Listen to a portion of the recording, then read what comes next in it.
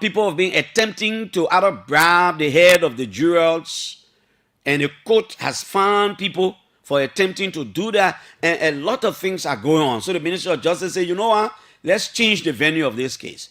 Probably if we change the venue of this case, the amount of people who would normally turn out when the case is being heard at Criminal Court A might not have the opportunity to turn out in whatever county we are carrying the case, so that everybody is focused, so that the case is heard void of sentiments, void of rumor and speculations, and void of people attempting to tamper with the jury process. So the Ministry of Justice is, they've asked the court, which is all right.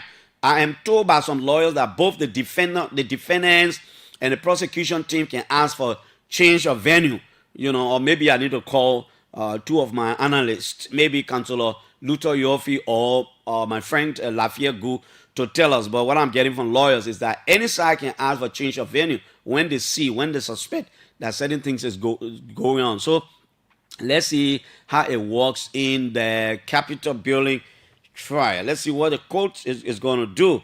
I think the Ministry of Justice want to be ahead of her game.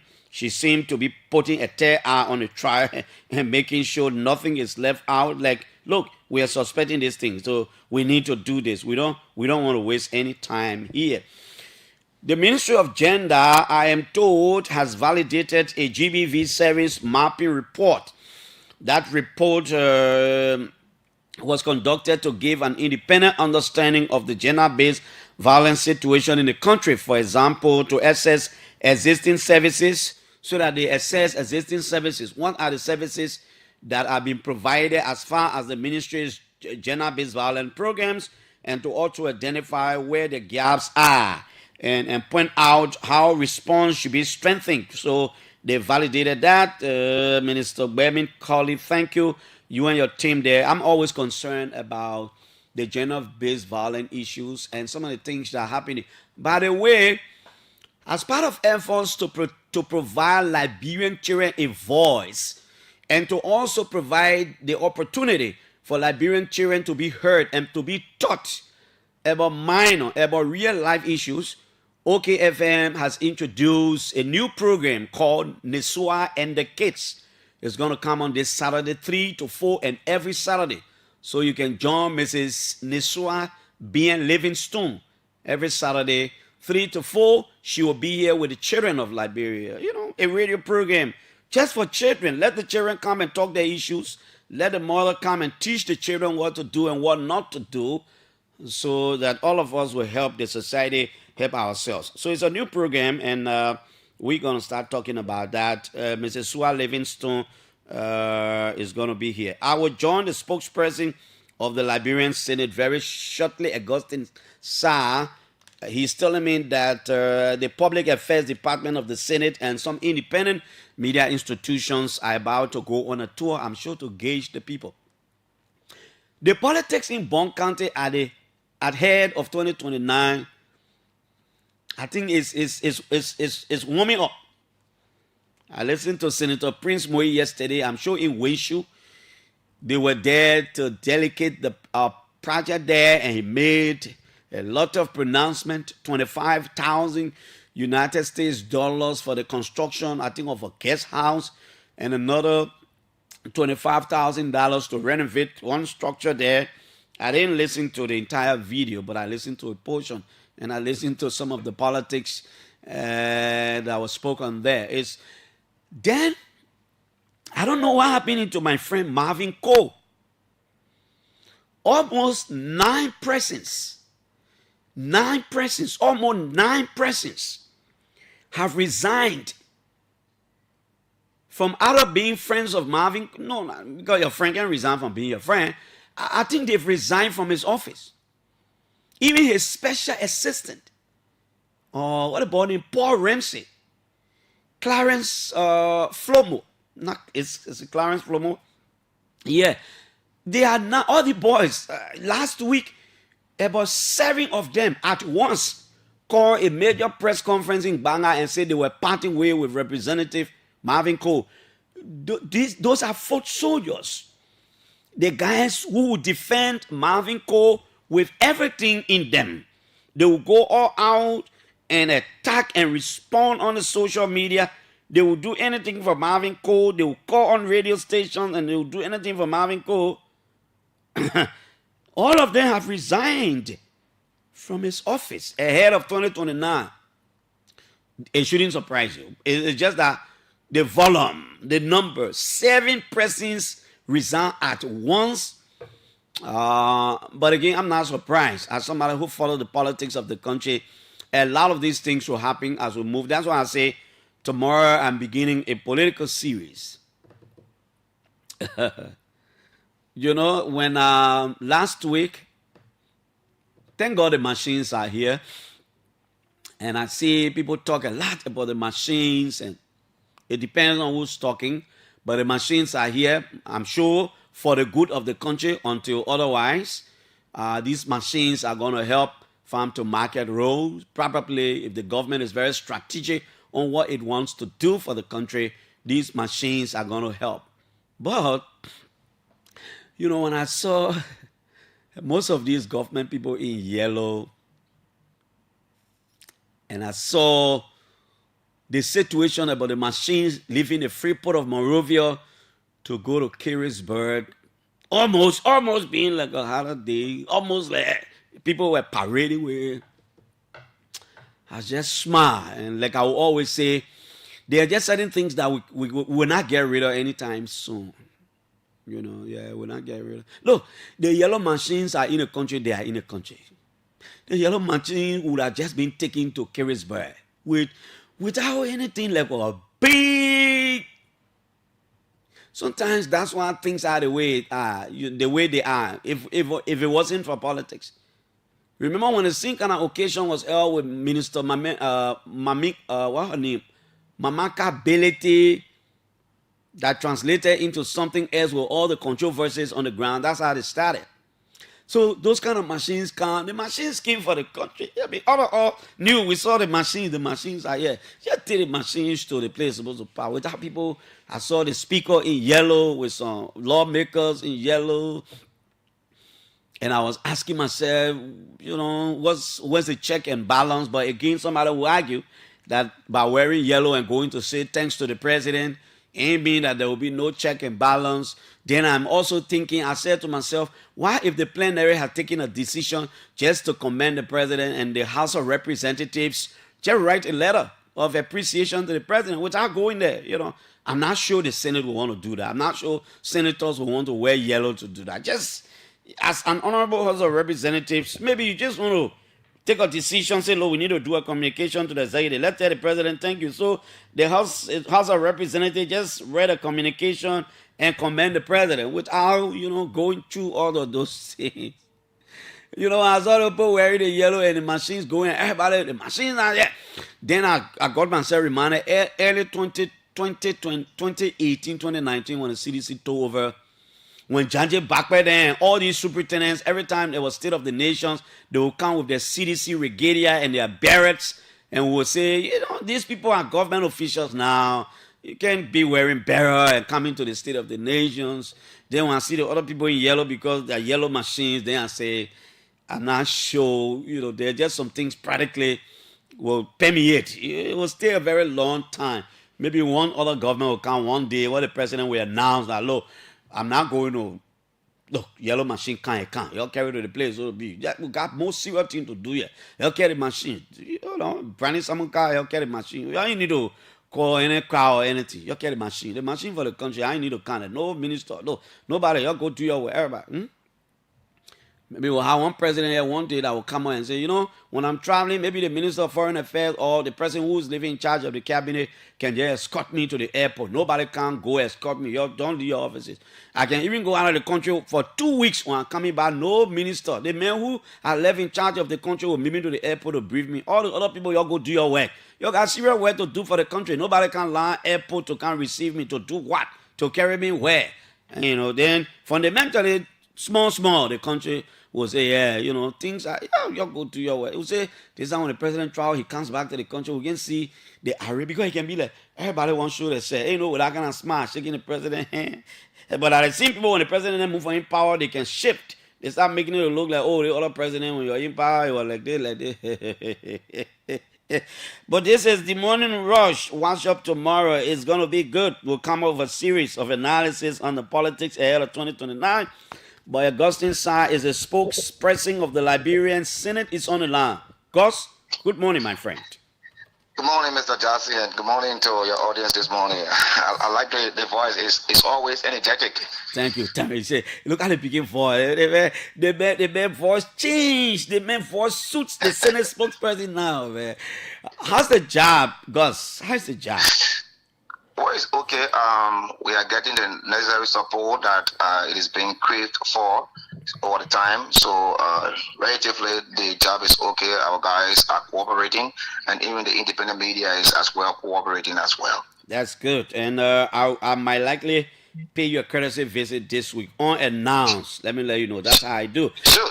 The office is open anytime. That's why we have made it our business to be at the office every day, because we do not know when a visitor will come around. I know, Gus. What is this thing I'm hearing that you're supposed to go on a tour with some media people to do what? Well, just before we get to the tour with some independent media, the Liberian Senate has been very engaged with a series of activities, specifically the senators.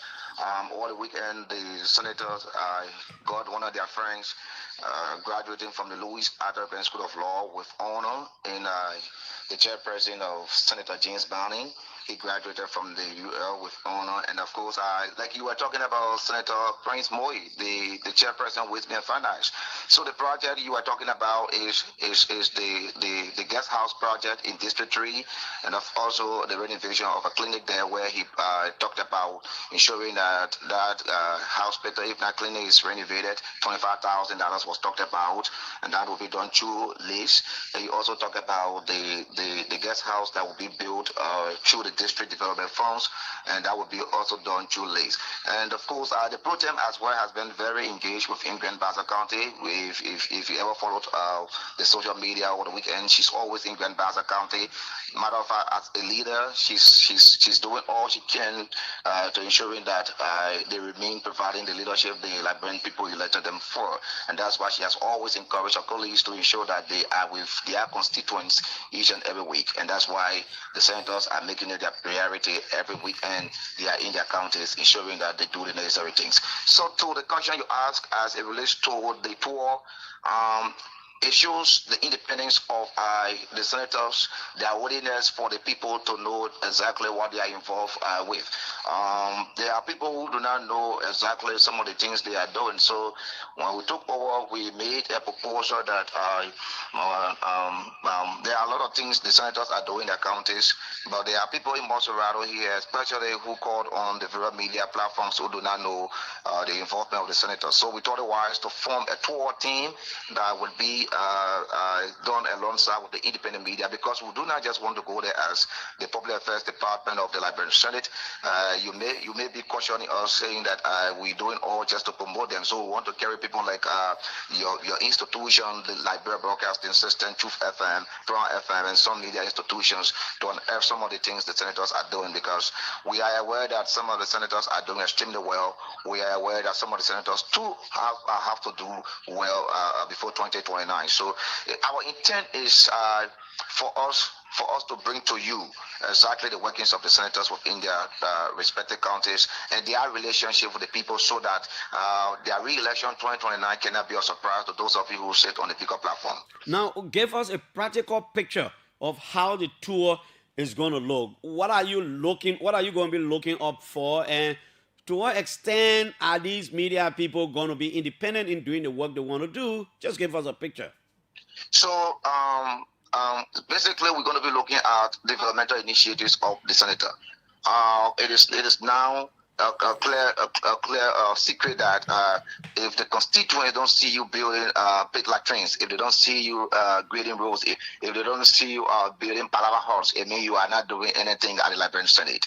It is a clear secret. So even though you and myself, we are aware of the Constitution, that is not their responsibility. However, our senators have decided to be involved into these things because it is the desire of our people. So we are going to be looking at the developmental initiatives of the senator, their oversight responsibility as well, because we are aware of their lawmaking responsibility at the Liberian Senate. So we are going to be looking at their oversight responsibility.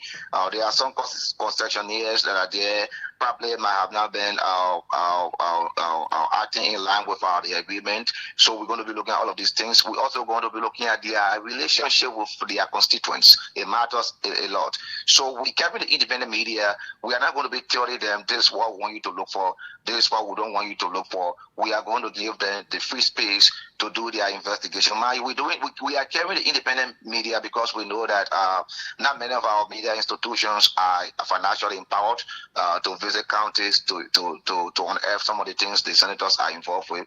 So we thought it was that it cannot just be the Press and Public Affairs Department of the Liberian Senate.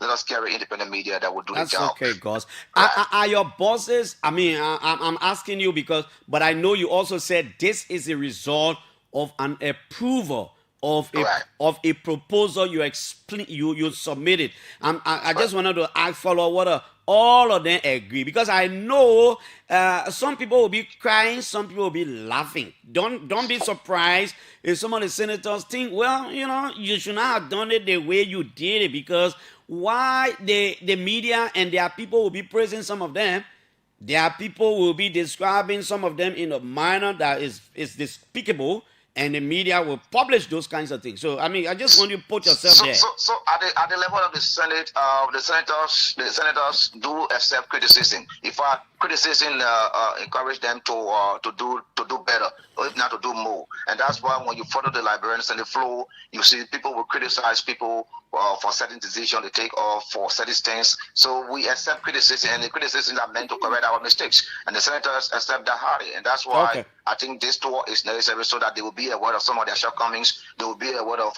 some of the areas they have to do more in. So I think it is necessary, and they all going to embrace it hardly, and I know that they're going to open their arms to the independent media that will be visiting their respective counties. Thank you so much. Augustine Sarr is the spokesperson of the Liberian Senate.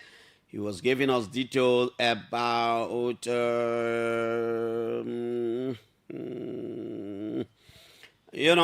he was giving us details about a tour. And I insist, and some of the senators, because the truth is, in some of the counties, some of the people will say, since we elected that man or since we elected that woman, we even see him or her yet. So 2029, he or she is out.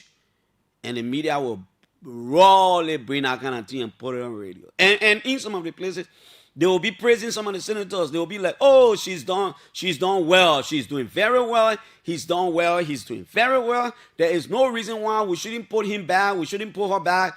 But of course, some of the places, the people will say, we regret the second, the minute we ever elected him or her. She's doing nothing. He's doing nothing. He or she is not protecting us. But we are only awaiting 2029. Imagine when people in some of the counties say those kinds of things and the media plays it.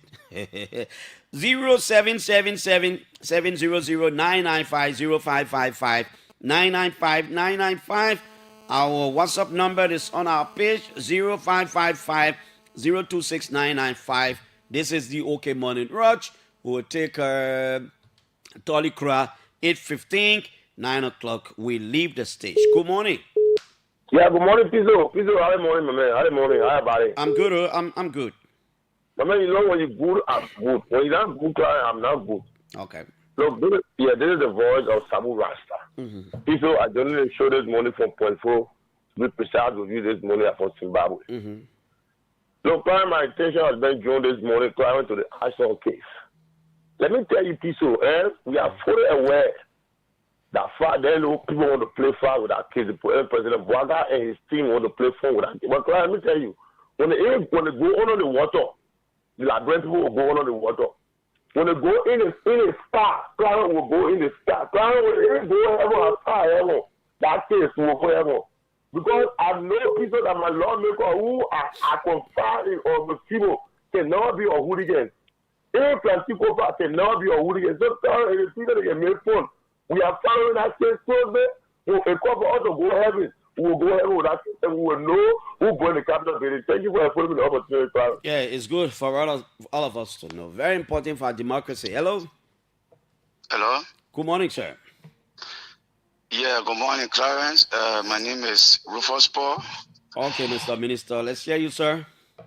Yeah, so I've been monitoring you this morning, and I like the energy you can bring to the show. But you see, we Liberians got to understand how we were wired. Okay. We as Liberians were wired for appreciating good things. That's how God made us. So you say you are surprised that people are celebrating lawmakers crossing the road to the mansion, to the president, and celebrating the yellow machine. Why are you surprised? Is that not how we were made as Liberians? We Liberians are noted for celebrating good things.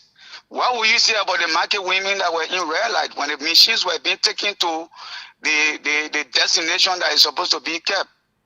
They were spreading lapos. Are they not the same Liberian, or because the other people are lawmakers? Do you know the burden that is going to take off those lawmakers' head? Do you know how often they are confronted with road issues in the various districts? So you think it's joke, Clarence? I think people are happy. The people are happy. Forget about all the time when people talking, you always jump on our side. Why about the coordination between the three branches? You don't look at it. You don't know that by law. Look, Clarence, wait, let me talk small. You don't know by law that we had three branches of government with coordinated function, separate function, but it should be coordinated. So if the executive do something and the legislature will go and go there and appreciate the president, you're not looking at the spirit of coordination. Okay, you always jump on one side, wait now, Chief. Wait, excuse, hello, Chief. Yeah, I'm here. Wait a minute now. My man, you minister, calm down. I'm not calm down small, Chief. Calm. Now, would you now? What I'm saying? I come in, boss man. Listen, I'm one person who always happy for Liberia. When the yellow machines came, I was happy. But let me ask you: would you have spoken the way you are speaking now if George Weah was in power and something happened in the country and the CDC lawmakers and other war barracks and the CDC, whatever color, blue, to go to the mansion and tell President Weah, thank you? Would you have sounded like this? No, it's not the same scenario because nobody will party barrier to go to the executive mansion. I come in, Chief. Yeah, you can change the scenario, but it's not the same case. People are coming. The scenario is almost the same. Let me tell you why. But it's not the same. It's almost, but it's not the same. Wait. You put it in the wait, Chief. All right, talk. I'm not sure. I can always say, my man, when you government official, you call, steal the show for me and talk. And the way you will do it, I will give you plenty of chance. The yellow machines are yellow. All the lawmakers were yellow. Okay, let's assume CDC regular was not there. Would you have spoken the same way? Had CDC lawmakers worn blue because John we have brought something blue in the country, or in their numbers like this, to go tell him thank you? Would you have said, there's a Liberian people, would you have spoken like this? If former President Weah had, apart from yellow mission, had did anything developmental, and maybe the lawmakers or Liberians decide to wear color of maybe things that he brought in the country to go to celebrate or to see him, they just symbolizing it. It's nothing. No, I am asking Minister. I will speak the same. No, Chief. If I'm given the opportunity wait. Nobody need to give you opportunity. You yourself. Now, do you remember on any occasion during the George Weah regime that you publicly commended CDC for any good thing they did? Me as a person? Yeah. Oh, no, Clark. That one is personal now. That one is personal. But if I tell you, yes, will you go and make research? I will make research. But Liberian nature, listen, boss man. Liberian nature, I've commended and celebrated all good things that happen to Liberia honor any president. No, I say honor CDC because in Liberian people we are noted for. President. No, I say I'm being particular. Liberian people that are our nature now. We can celebrate, we can praise people. Do you remember praising CDC government for any good thing they did when you were in opposition? Just signal that out. So many things. For example. You see, when I say example, will you make research? All right, Rufus Paul, thank you, yeah. Thank you. You know, sometimes you're good to be a human being. The things you will not do normally, When other people doing it, say, man, they want ha. I would not have done that. Good morning. Rufus is my friend. He's a nice guy. Good morning. Good morning, Clarence. Good morning. Good morning, Clarence. Mm-hmm. I'm John B. Morba. I call from Morovia. John, let's hear you, man. Thank you. I want to say thank you for always bringing the show to our very doorstep. And, the burning issue. My concern here is for the impeachment of the Chief Justice. Oh? Yes. And I mean it. And it is the reason some of us, we will always be knocking at the door of the various lawmakers so that the Chief Justice of the Republic of Liberia can be impeached. Why do you want him If the Chief impeached? Justice cannot be impeached, then we will believe that the lawmakers and the representatives that we believe that they should be working in the interest of Liberia and Liberians. They will not be working, and they are not working. So I'm asking you, why do you want Bessie impeached? Okay.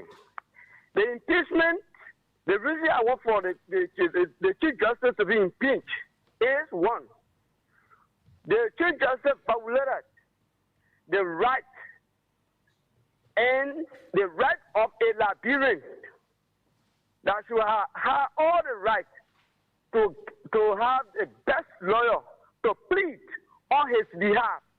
One, two. Wait, who is he? It's Prophet Key. I don't like him in person, in character, but when it comes to infringing his right will not given him. How now? His right will not given him because Prophet, the Chief Justice believed that he, the Chief Justice of the land, the father of the land, the elders of the land have been abused, so he will use that right to intimidate and imprison somebody for which the person was not to go into prison for causing. Now, just hold on a little bit.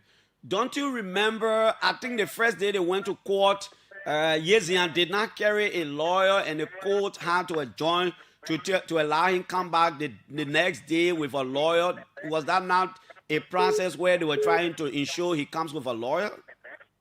Okay. That particular case, every lawyer of the Republic of Liberia, they don't want to stay even the Chief Justice. No, not true. The man was represented by lawyers. Okay, the lawyer did not speak. How will you say that? Bossman, 1 minute. You know, when people go to court, when you decline, tell your lawyers that you are guilty. The lawyers will have no exception, no other alternative, but to enter that plea and begin to negotiate with the court. And I think that was what happened in the case. You think what you use or what you think? No, that was what happened. He pleaded. He told the lawyers that he was guilty, and they entered a plea of guilt, and so they started negotiating with the court. Okay, so if you say now, he pleaded, he agreed that he was guilty of what? Of the allegations leveled against him. Okay, no. Now be real. The Chief Justice will not to use. No, Chief, I'm sorry. Hello. Yeah, good morning. Good morning, sir. Yeah, thank you very much. Clarence, thank you for your talking point in the morning. My name is Tomo F. Joseph, calling from Johnson, better than this number 2, Masorado County. Yeah. Firstly, what you are talking about or concerning about the yellow machine, the celebration of the yellow machine about the lawmakers, they were not able to do that. I'm not saying, I know you're getting me. I'm not saying the lawmakers should not have celebrated. I'm saying instead of wearing this yellow and going to the mansion and calling another program, probably they would have just written a letter of gratitude to the president. Yeah, but I agree with you, Clara Jackson. They have their right of them. If they want to read, they read. If they want to go to the president to go tell appreciate, it's their own right. But for you to just come and say they're not supposed to do it because what we are. No, I'm not saying they're not supposed to. I don't sanction people's opinion. I'm thinking, had they done it that way, it would have been better. I can be careful with words when I'm on radio, my friend. Yeah, they have not done it that way, and other people they want to celebrate. I think we are, and you are doing it in a formal manner that almost look like CDC what they did yesterday, that what they did, and they were not done. Okay, Chief. Thank you, man. I respect that very well. It makes it better. Hello, sir. Good morning, Piso. We'll talk to Tolikra very shortly. Good morning. You're signing like Uncle Placky already. Yeah, this is Abel Placky. Thanks. Yeah, so you went Canada and did all your thing and you didn't call me for the old man's birthday, even though I talked about it. But I will protest the appropriate time. My man, we got you. You're our nephew. We got you on a traditional I consideration. told Josiah already that I will protest. So just so you know. We got you on a traditional consideration. But tomorrow is my birthday, so okay, Uncle. Let's hear you. We will do everything. But I think there's no particular Patrick way Soa to identify. is on this line. Wow. Okay, go ahead. There is no particular way, Clarence, to identify or to show appreciation. I want to congratulate those who vote the yellow. I want to congratulate them. And, there is a season and a time for everything. Okay. The way you felt is not how the other people were thinking. Yeah. You thought they would have written, but they wanted to have gone a step further. If somebody does something, we must not wait for them to be called to glory before we start to appreciate them. President Bouaka, despite his age and everything that's happening, people wanted him dead. Some people that wanted him dead have already gone ahead. To have even allowed, to have even demonstrated, to have calculated that our people need to receive raw connectivity. And one thing people missing here, and the assistant minister spoke about it, is the issue about coordination. Nothing wrong for the Chief Justice to even walk to the President because they are neighbors. Doesn't mean the President I came to congratulate you. It doesn't mean the Chief Justice will be partial.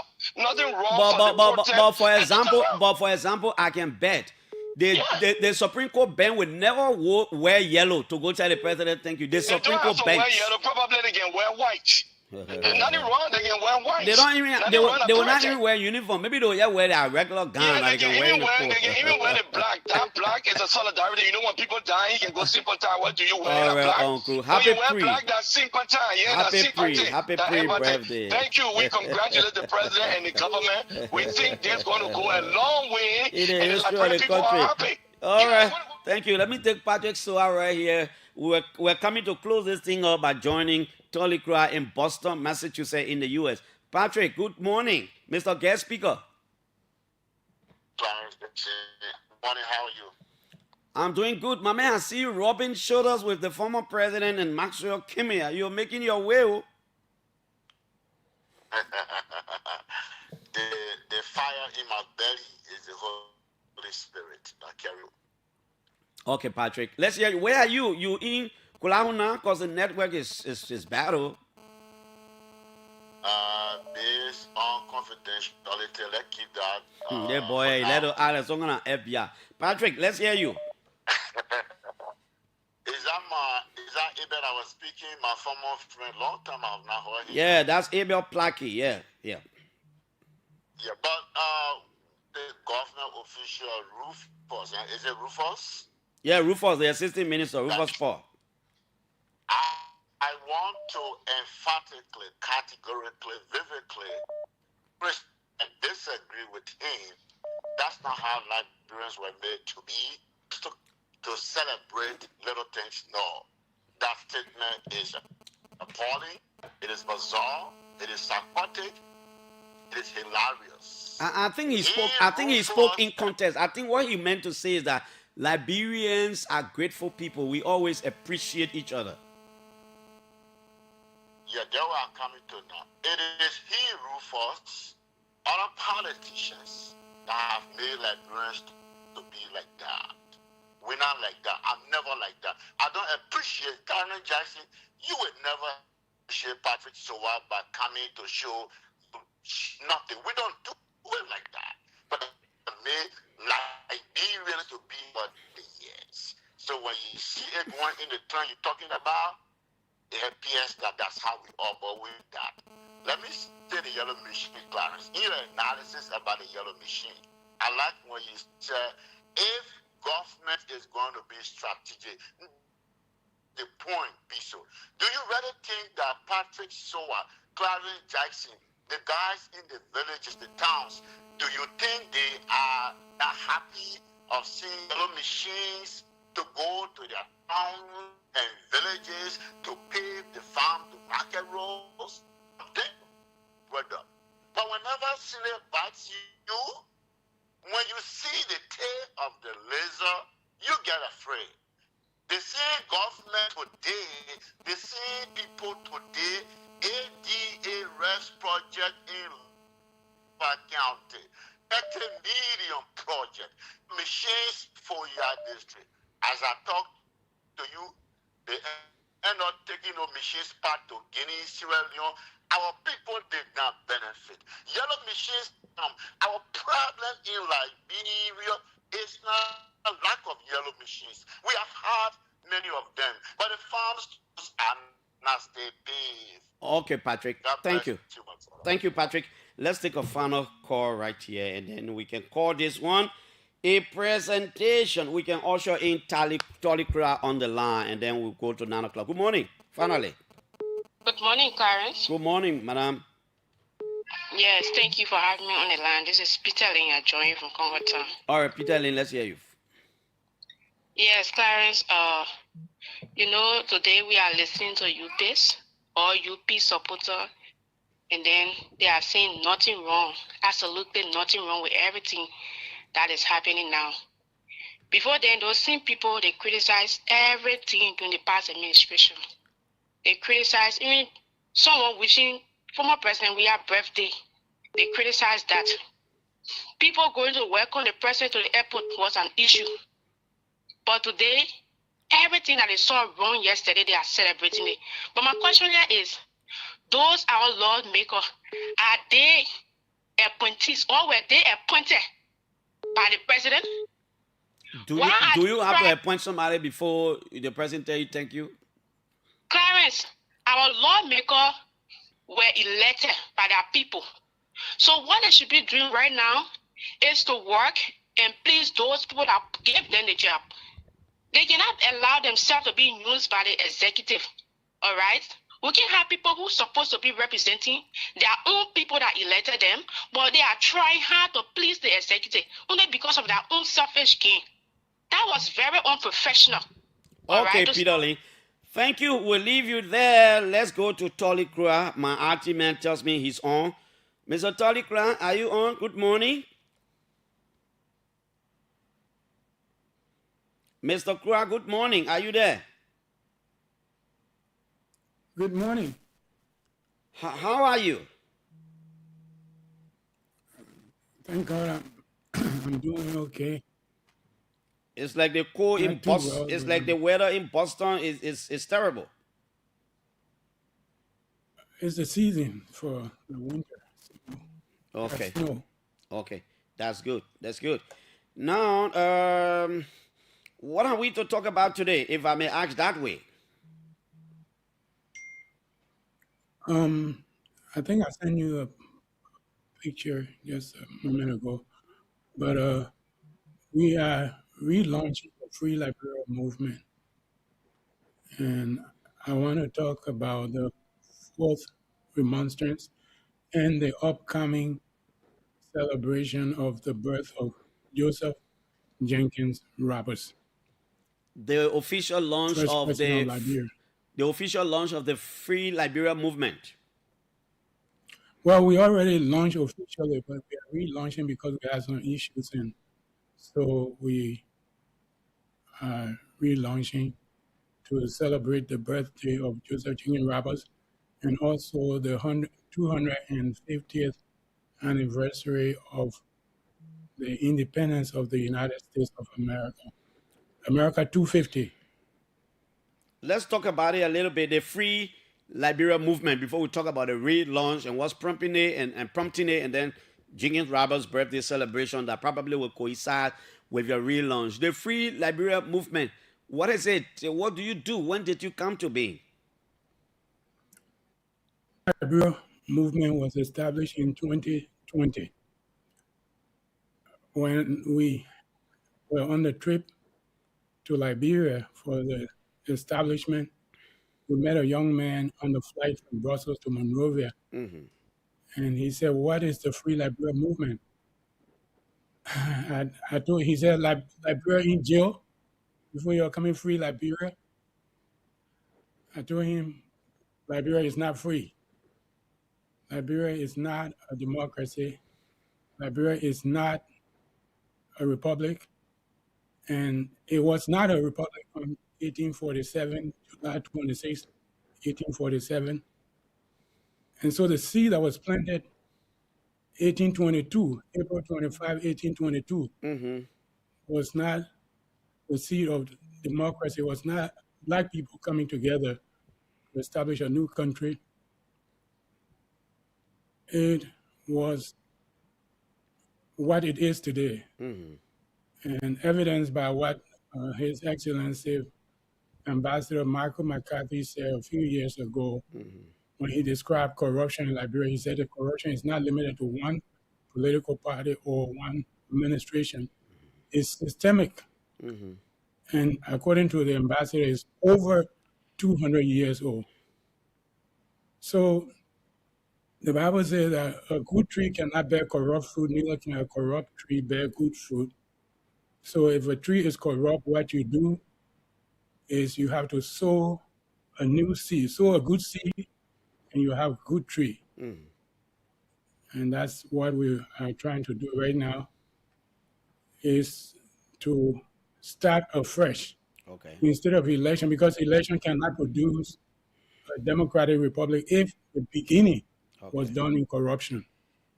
You have to sow a new seed. And the new seed cannot be sown by administration or political party or election of anybody.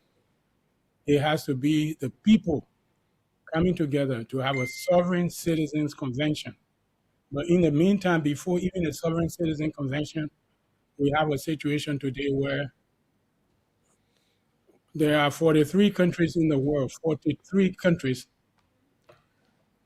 all of their citizens, a total population over 1 billion people. There's not a single African country in that group. And these 43 countries, all their citizens can come to America without visa. This includes colonizers like France, colonizers like Great Britain, former enemies like Germany, Japan. If you recall, Liberia declared war on Germany on behalf of the United States. Today, as we are preparing to celebrate the 250th anniversary of the United States of America coming into being, or being born as a new nation, all and any German citizen can come without a visa for the celebration. But guess who's not coming? Not a single African country, citizen of African countries will be able to come without visa. Not even Liberia, the only country colonized by the government of the United States. Liberia is not coming. So the opportunities for ordinary Liberian citizens is being enjoyed only by politicians and not the citizens at all. If you become a president today, you want your children and your wife to travel to America, they're not going to deny you a visa. But right now, there are almost 80% of people who go to the embassy get denied visa, and their money is taken from them without any redress. It's called non-refundable visa fee. 80% for Liberia. Compare that to Iran. This weekend, the government of the United States has been bombing Iran because they say Iran is bad. But 53% of Iranians coming to America are rejected, but 80% of Liberians are rejected. 48% of people from Afghanistan have been rejected. 38% of Russians have been rejected. Liberia is almost the second highest visa refusal country in the world. Why? Well, I heard the ambassador say one time on the radio that because Liberians are not honest when they come, they don't return, which is not true at all. I know pastors who have come and have gone back over 10 times and they've been denied visa at the United States Embassy. It is not true. Nigeria was the highest visa overstay country in the United States. It's been succeeded by Ghana. So what they're saying is not true at all. Now, Reverend Kura, Liberia is not you've free, been and Nigeria needs to you be free. you But instead of starting with the political, we are starting with opportunities. now, Reverend Kura, you've been on And this the thing for opportunity, you've been on this thing for many years now. As far as the functions and the free Liberia movement is concerned, if there was this one thing that the institution has achieved that you want to recognize, what would that be? what our institution have achieved that has to be recognized. The first and foremost is we started the fourth remonstrance. The first remonstrance was in Massachusetts, in Great Barrington, Massachusetts, when an illiterate black enslaved woman called Elizabeth Freeman heard in her ears that the new Constitution of Massachusetts has been written, all men are born free and equal. That the United States is a new country that just started July 4, 1776, and it started on the blueprint of equality, justice, and human dignity. But she was still a slave. She left and went to court. She filed a lawsuit, and people told her, "Oh, you can't read and write. It's not going to work." Oh, etc. She went. She had faith. She went and said, "All human beings are made in the image of God." Amago did. She won the first remonstrance. She won her freedom with reparations. Freedom with reparations. She was free. In 3 years, the state of Massachusetts outlawed slavery. So this is 1781. The second remonstrance was December 5, 1823 in Monrovia. When people were deceived, we have been deceived for so long to say, oh, Liberia was founded by free slaves from America. That is not true. Liberia was founded by the United States Agency for Liberated Africans, a federal government, a federal agency of the United States government. Founded, and before they founded Liberia, they told the people that if you go to Liberia, 1820 Constitution, if you go to Liberia, you'll be free. If you go to Liberia, you will have all rights of American citizens. You are American citizens. Those people came here, they were deceived, they were in a trap. They came to Monrovia, and when they arrived, they had a white federal agent to be over there, became a sovereign agent. So they had the second remonstrance, December 5th, 1823.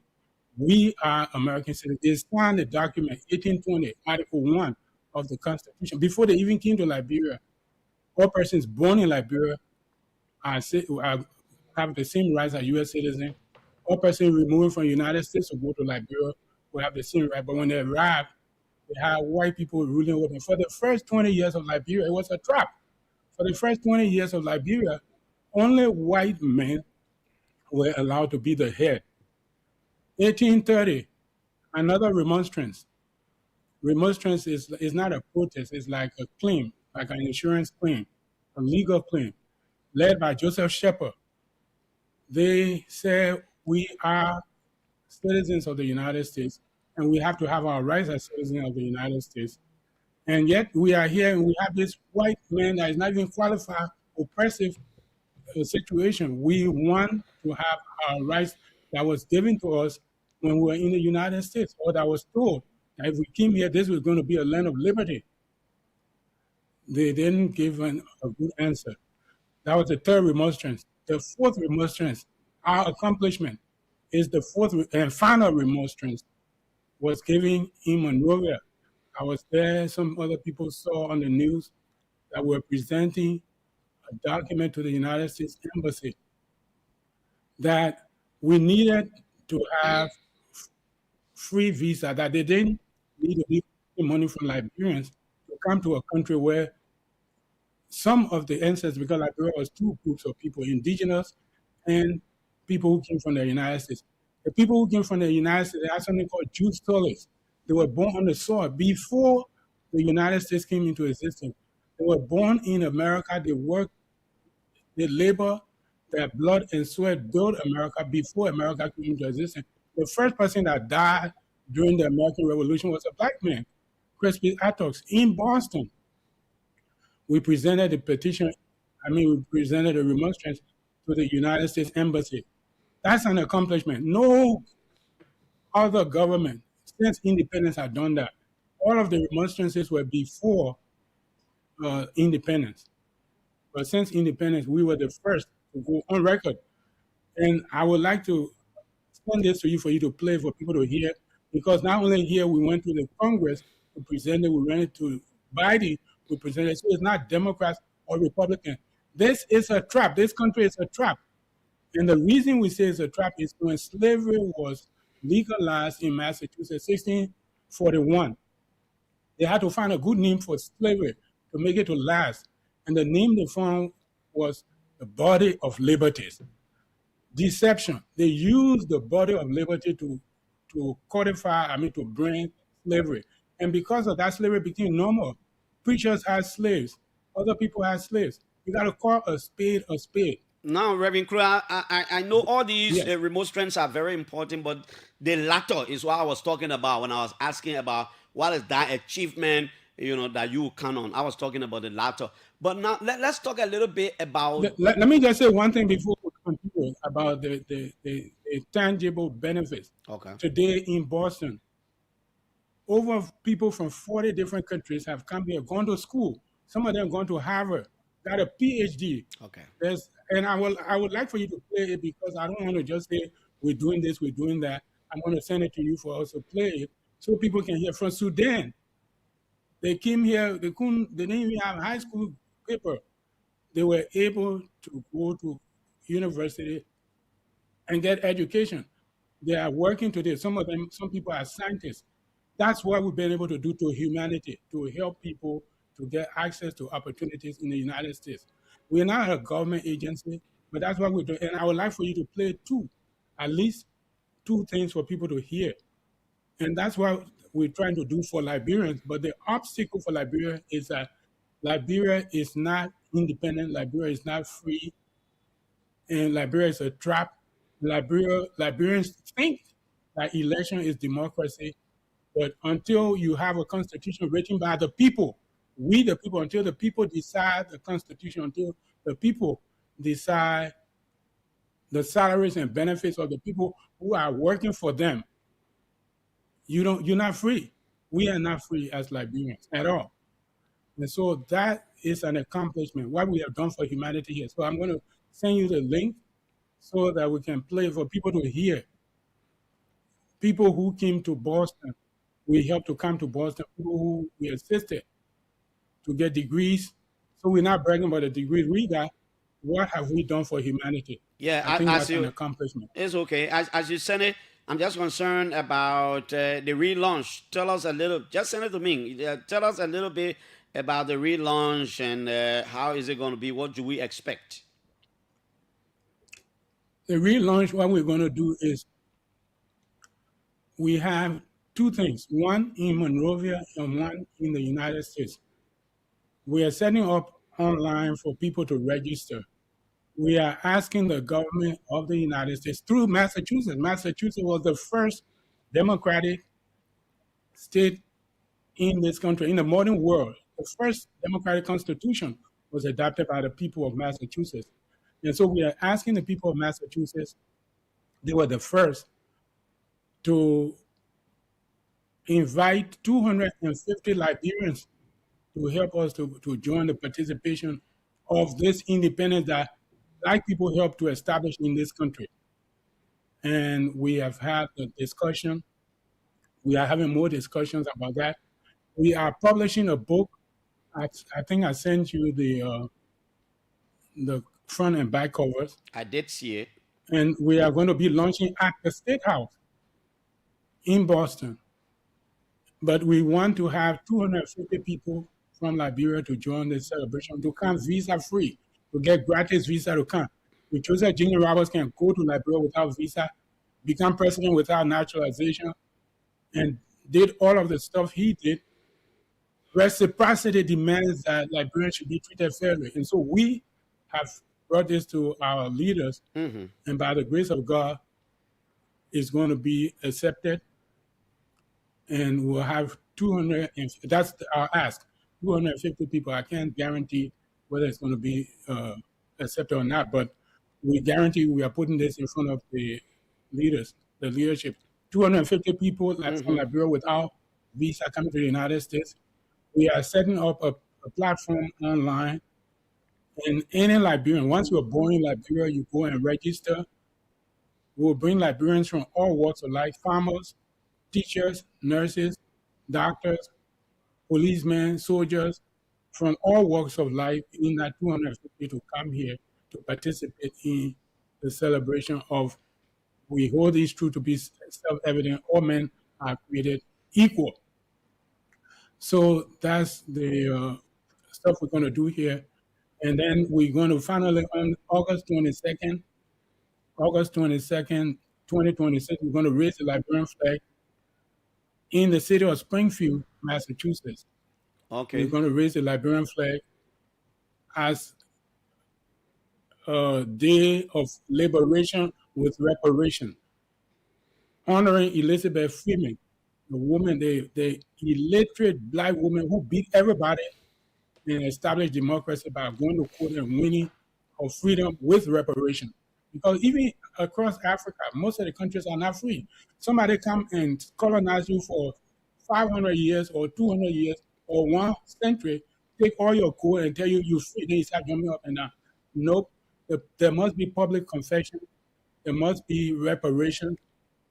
There must be reconciliation, not just political freedom. So Now, Africa is not even free, but Liberia. have you sent what you say you would send?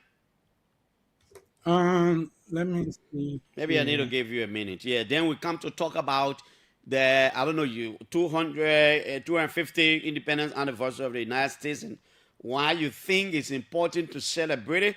At the same time, when you're criticizing the U.S. for not ensuring visa free for Liberians, is there anything there to settle in? I mean, to celebrate in the midst of your concerns about visa waiver to Liberians? What we are doing is making a claim. When you have insurance and you've paid the price for the insurance for years, and your car have an accident, you can't sit down in your house and say, okay, that's it. You make a claim. We are making a claim. We don't want to make a claim sitting in the backyard. We want to be at the table to make a claim. Okay. That's what we're doing. And what we are talking about is not just supported by me. We have officials of government who, God willing, will come on this platform to state their support for what we're talking about. Okay. Now, So I'm going to yeah, check so and so send tell it us to you about right now. tell us about the celebration. What do we expect? What will you do as an institution? 1 second.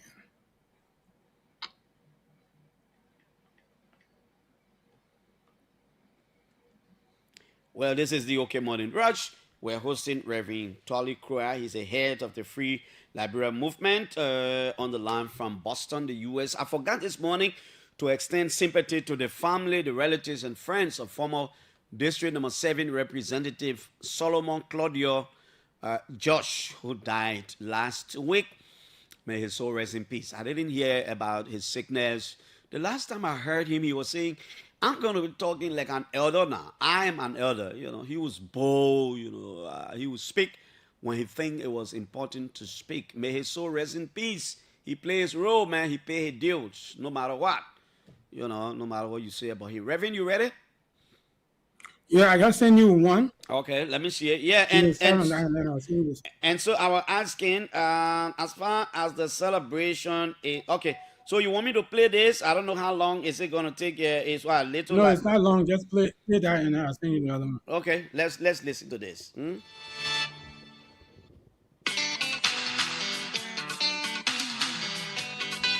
What is it's 1 minute? Is it something from the VOA, like a news or something? Yes. Okay, so but this is just a proof that you have not done it only in Liberia, but on the global stage. Am I correct? Yes, All and, right. and the next Okay. one I'm saying is the education piece. Okay. I hope we'll have time to do all. Let me get this one. We're getting this one done.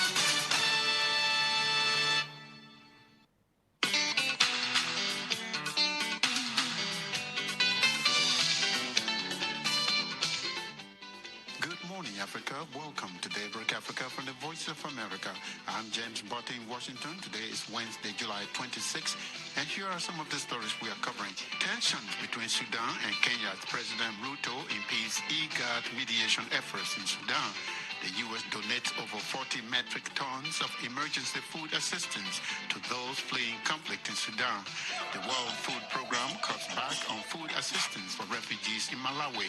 A Nigerian opposition party calls for a probe of a foiled attack on a candidate. And as Liberia celebrates 176th independence anniversary today, Wednesday, there is a petition for the United States to grant visa waivers to all Liberians. Those stories and more are coming up on Daybreak Africa. Today, July 26th, is the 176th independence anniversary of Liberia. According to history, Liberia was founded by the American Colonization Society as a home for free slaves. Reverend Tuali Crowd is founder of the Universal Human Rights International and the Free Liberia movement in Boston, Massachusetts. He is the sponsor of the petition for the United States to grant visa waivers for Liberians to gain access to education, employment, and business opportunities. Reverend Crowell tells me that visa waivers would mitigate the harm done by American colonization.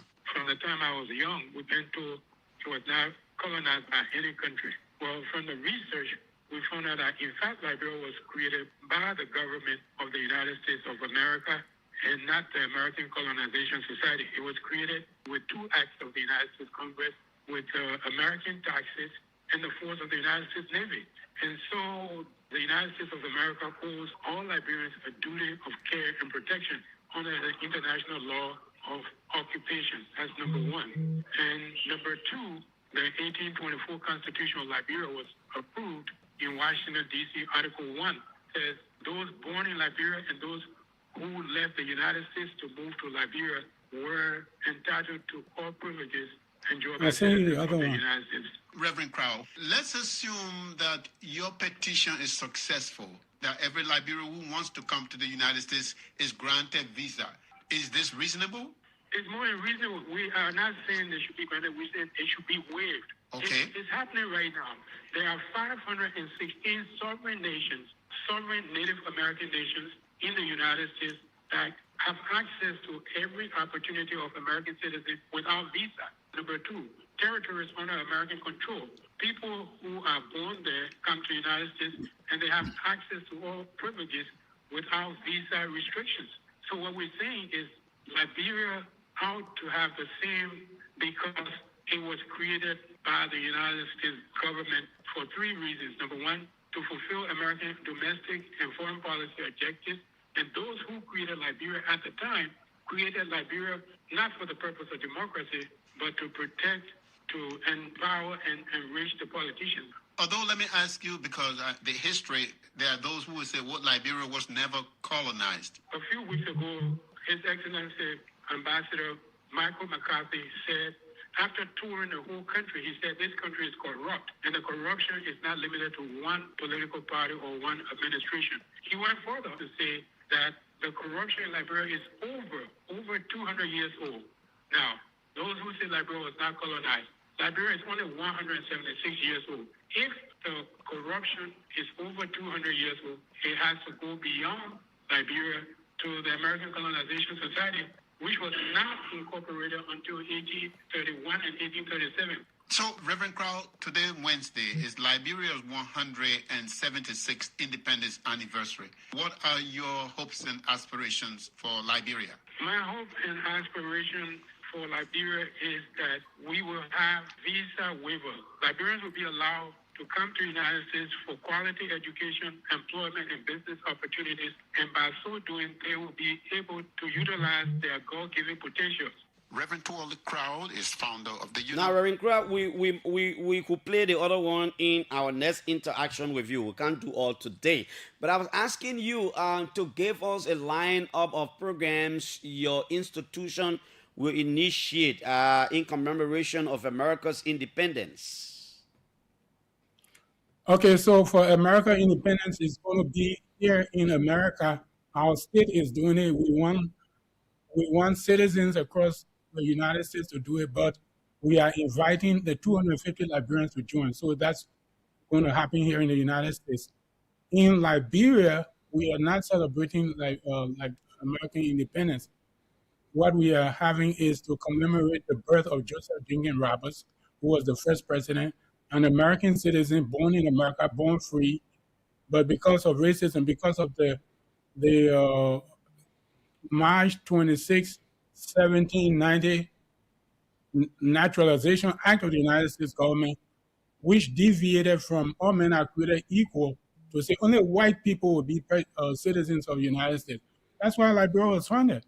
And so Joseph Jenkins Roberts could not live in America because he had black blood in him.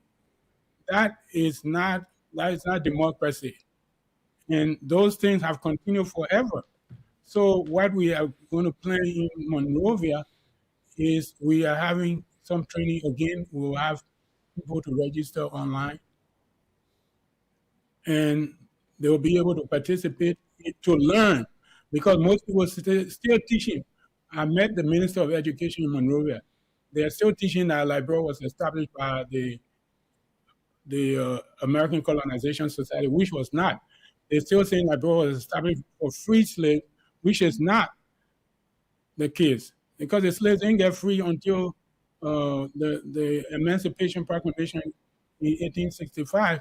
But now I am thinking, Reverend Crowd, you've been on this campaign for many years. Very good. In fact, Councillor Jerome Verdia, who is currently residing in the US, wants me to extend his compliments to you and appreciate you for what he called your grand effort in leading this campaign. So Jerome Verdia is following the show, and he wants me to extend his compliments to you. But Reverend Crowd, at what point do you, as the Free Liberia movement, at what point do you want to collaborate with any Liberian government through its Ministry of Foreign Affairs responsible for these kinds of diplomatic issues to channel some of the concerns you have?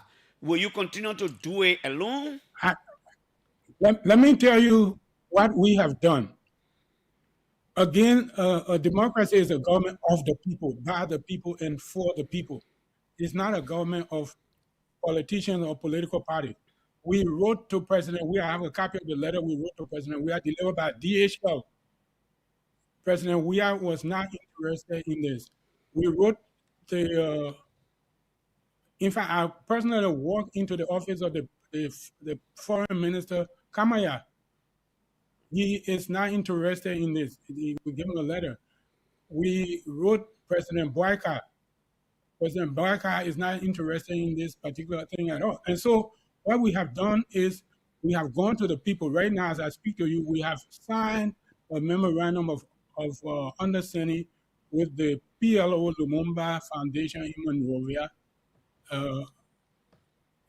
working with them to do training and awareness within the communities. We are working with people across. We like to work with more people. In fact, there's a gentleman at the University of Liberia who is in the history department, Reverend Charles Freeman. He has also come on board the Free Liberia movement. We are working with Brownsfield Reeves, who is the national coordinator. So we are going to the citizen. The most important person to buy this idea is a citizen. I'm speaking because I'm a citizen of Liberia. I'm also speaking because I'm a citizen of the United States. We have gone to Congress, we've gone to Biden administration, we've gone to all these people, and they really care about this matter of the country, the democracy of America, to honor the Constitution A final And so, question. as a citizen, they are working for me. Final So question. I'm making sure that I connect with other citizens for us to make sure that the United States becomes a country that is going to be proud of its history, to be proud of its blueprint, Okay. which they have rejected many years ago Final question. And by I just wanted to know. dividing their country into two parts, white people and black people, shipping the black people to Liberia. And we see on the document it says Liberia will be a place for settlement of American citizens forever. And then they come out on the street to tell us your country was founded by free slaves. How do you reconcile a place, a territory purchased by a pistol from a United States Navy officer, Robert Stockton? Okay, Reverend Kula, we'll hold you there and keep following. Let's take few calls, at least 2 or 3 calls, and then we can come back to you to respond, and then we get your parting comments. Reverend Tolly Krua, a Liberian, an American. He's residing in Boston, Massachusetts. There, he's the head of And the a human being. free and no. Beyond everything, you are a human being. He's been championing this thing for many, many years. You know, he wants to see a Liberia-American relationship that will go beyond. He wants to see Liberian having access to visa waiver. 0777-700-9995. Let's take 2-3 calls, then we'll go back. Good morning. Good morning. Good morning, sir. What's your name? I'm Joseph Kiko calling from Poland. Yeah, Joe, let's hear you. Yeah. Clarence, thank you very much for this kind of discussion. At least it's helped to enlighten our mind about America Liberia relationship.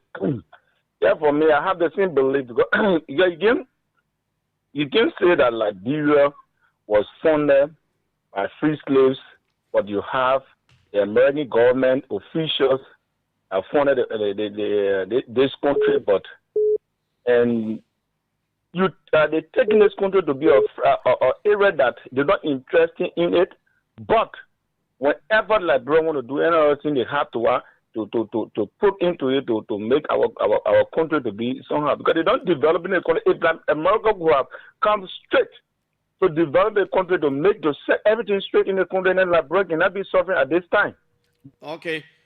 Good morning. Good morning, Clarence Jackson. Let me say good morning to your studio guest, that is a former informer Boston. This is activist Martin Renner, and I do join you this morning from West Point Luther office. Yeah, go ahead. Thank you, Dr. Jackson. Let me commend the Big Brother for his consistent advocacy on creating a better relationship between America and Liberia. Honestly, it's a very good adventure, but as a researcher, I believe that the empire of America is collapsing on a daily basis, and Liberia should extend its tentacles over to countries like Russia and China to build up our relationship, most especially with China, and see how best we can have the Chinese that will be a greater partner in terms of trouble, in terms of economic support and all of that. If you look at recent times, there have been uncountable Chinese support to Liberia more than America in recent times. That shows to us that, in fact, America is now a friend. America don't respect Liberia who listed it. They still see us as a farmer and they don't value us. Thank you. Let's go to the other line. This could be the final one right here on this line. Hello? Yes, good morning. Yeah. Lumumba Foundation in Liberia. Well, let's hear you, brother. Thank you very much, and thanks to Reverend for all the work he continued to do for our country. Clarence, the Reverend said, we cannot say it more than what he was saying.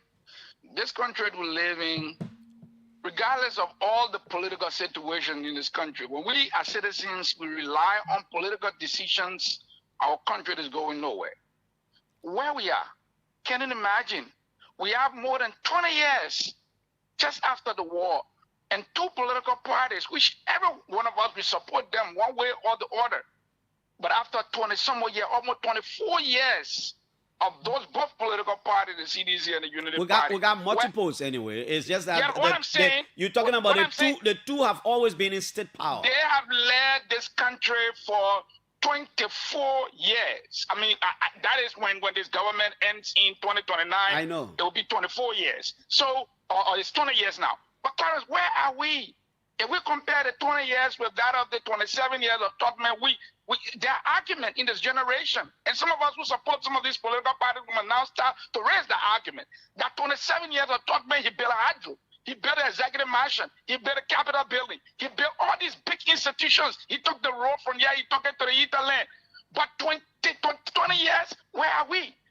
A generation, a new portion in the political class, when they believe that they can be able to get state power and work with the national leaders, they look down all the other people. So we must, as citizens, we must rally with the Free Liberia movement. We at PLO Lumumba Foundation, all our members, we support this, and everything they will be doing, we will support them in all, and make sure that the citizens of Liberia can find a way and tell the politicians how to lead this country. Thank you. Thank you, Reverend Tolly Kula. I heard you clapping your hand. Is that you? I had to clap because that was a citizen speaking.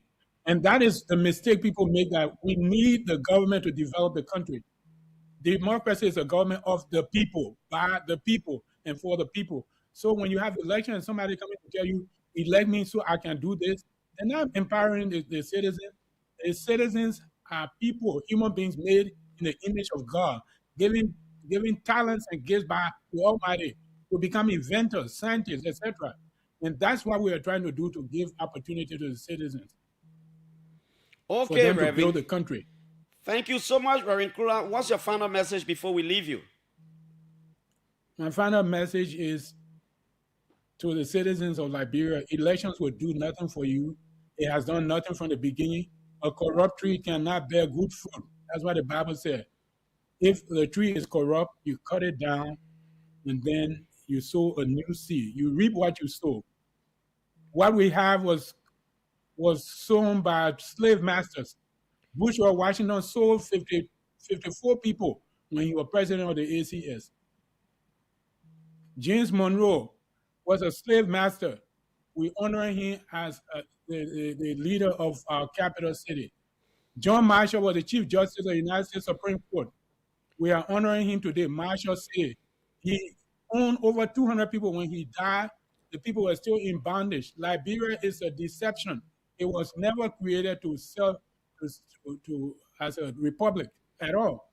On July 26, 1847, only 214 people voted for the Constitution. 214 people. Have you heard about that before? 214 people out of 3,000 plus settlers and over 300,000 indigenous people. 214. It is not a republic. It's time for us to start afresh, for rebirth of the country with a sovereign citizen convention, a constitution not authorized by the president or the legislature, but by the people. The citizens have to come together to make this come true. But before we even get to that, we have to make sure that we bring our remonstrance to the United States government. They have to pay us for what they have taken. Okay, Reverend Tolly Kula. So I'd like to say thank you so much. We will always look forward to these conversations. Let's hope that we can do another one after your program, after your relaunch, and then we can play the other audio. Thank you so much. Reverend Tolly Kula was on the line from Boston in the U.S. He's the head of the Free Liberia movement. He's been on this for many, many years. Let's take two things quickly before we go to the Brandy Samuka team at Pram FM for the relay.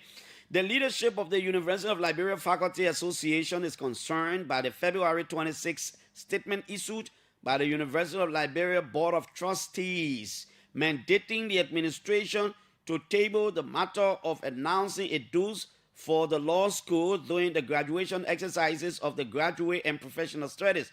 This is concerning because under the usual structure of shared governance, but the Board of Trustees approves programs offered at the university, while the faculty want the curricula, determine its content, and elevate students. In the same light, The Faculty Senate, supervised by the Vice President for Academic Affairs, has the front-line responsibility of ensuring academic standards and clearance for awarding of degrees. If any party believes the process has been misapplied or done wrongly and decides to revert to the Board of Trustees, which is the highest level of institutional authority, the board should normally return the case to the Faculty Senate through the president of the university for correction rather than issuing final judgment on the matter. While inaction was not the best course of action in this situation, we believe board members would have done well to develop a robust action plan for such unfortunate scenario, given that similar issues have occurred in the past. If, on the other hand, the board must act before it has established the baseline, then it must be prepared to articulate the principles that form the basis for its current actions, making sure it applies those policies and practices consistently and transparently.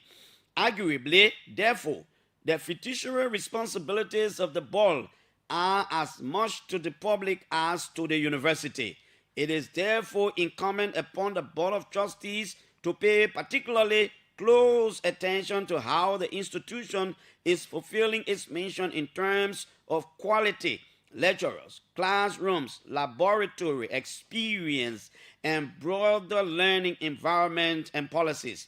They must ensure that resources are available and appropriately allocated to support these policies and initiatives.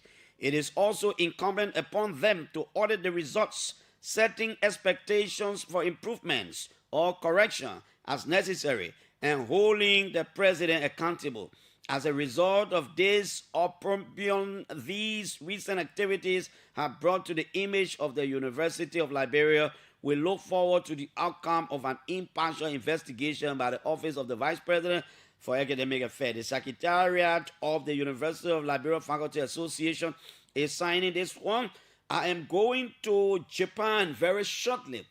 There's a Liberian guy who's been on my back for over 2 weeks now, that they are stranded in Japan. They went for Expo, one of these Expo celebrations, and something happened. I got him on the line. He will call his full name, and then we'll hear from him very shortly. Good morning, sir. Yeah, good morning, OKFM. Good morning, fellow Liberians. Good morning. Just call your full name. What's your name? Okay, ma'am. I'm Nadu Kroma, the creator of Liberia Pavilions in Osaka, Japan 2025. Okay, the creator in Japan 2025. What you say happened? Why are you still in Japan, my friend? Yes, we came on a government mission. We were sent by the government under the Commissioner General Judy Andy. We came work for 6 months with all salary, with all pay. So the commissioner left with all our concern. And she told her to wait. She go run after our salary and pay. So we were abandoned by the government. And we don't have no option. We are wrote the stakeholders and nobody respond to us. So we don't have no option. We have to inform the Labor Inspection Office in Japan and inform the export organizations. So we don't have no means. So we have to inform the Liberians people, the media, and what happened. And we have a lot of effort to expose all. If we do that, that will be a disgrace to the country. So decide to inform the media about it. Now, you say you went to Japan as part of the expo, and on what arrangement were you to receive salary from the government directly through whom, or through the Crusader for Peace, through Ambassador Julie Andy? Gave us a clear picture. Yes, Ambassador Julie Andy gave us a clear picture that we'll receive our salary here before going back to Liberia. So just define your role clearly. You say, what role did you play? Who are you? What role did you play? I was the creator of the pavilions. I have my colleague here, which is the artisan of the pavilion. When you say the creator of the pavilion, what does that mean for common Liberian people? To set the pavilion pavilion up and to promote the president agenda. Okay. And so, but before going Liberia, what were you doing home? What are you doing home? Who are you here in Liberia? I'm artist. I'm a renowned artist in Liberia. They're also a businessman. So I'm an artist of Liberia. Through my work at the Ministry of Information, that's make all the artists work that there. I did it. That make us to hire us to come to Japan. Okay, so you did some of the artists' work at the Ministry of Information, and that's how you were spotted and taken to Japan. Yes. And you say you worked there as part of the expo, but now you're supposed to get your pay. You didn't get your pay. Is that why you are not coming back home, or why? Are you stranded? Yes, because we have 1 year visa left for us. So we know that because we've been waiting, the commissioner left us. We all have a meeting with her, and she told us to wait. She go run after our salary. Said then we are waiting. Said then we can hear from her. But it also outside the how to call the contract, we have agreement, verbal agreement with her.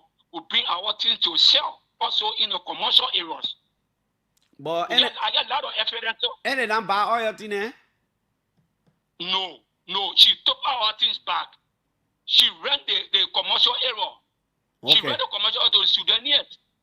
I will reach out to Ambassador Andy to find out. So it is because they've not given your pay here, you cannot come back. How many are you? We are 2 that left here now. The artisan of the pavilion. Let me talk to the other guy. Let me talk to the other guy quickly. I don't have time. I'm about to do a relay. Let me talk to him. Just give him your phone. No, boy, he and myself now live together. Okay. But I text you normal to you. But have you made some effort to contact Ambassador Andy to say, oh man, you left here, you went back, we stay here. When her pay come? When was the last time you spoke to her? I spoke to her many times, but now she can't respond to us. I have evidence on all. What do you remember? What do you remember? When was the last time you ever sent her a message? Well, like I say, last month we did it. Okay. Last month. You say what your name again? My name is Nadu Kroma, the creator of the Liberia Pavilions. Nadu Kroma, the creator of the Liberia Pavilions, on the line from Japan. Thank you, Nadu Kroma. I will reach out to Ambassador Judy Andy, and trust me, tomorrow you will hear from her, or the Liberian people will hear her side. My name is Piso. I'll be back here tomorrow. Coming up shortly is a relay from Prime FM, where the machine authority headed by former Defense Minister Brandon Samuka is at the moment. I'm out of here. Bye-bye.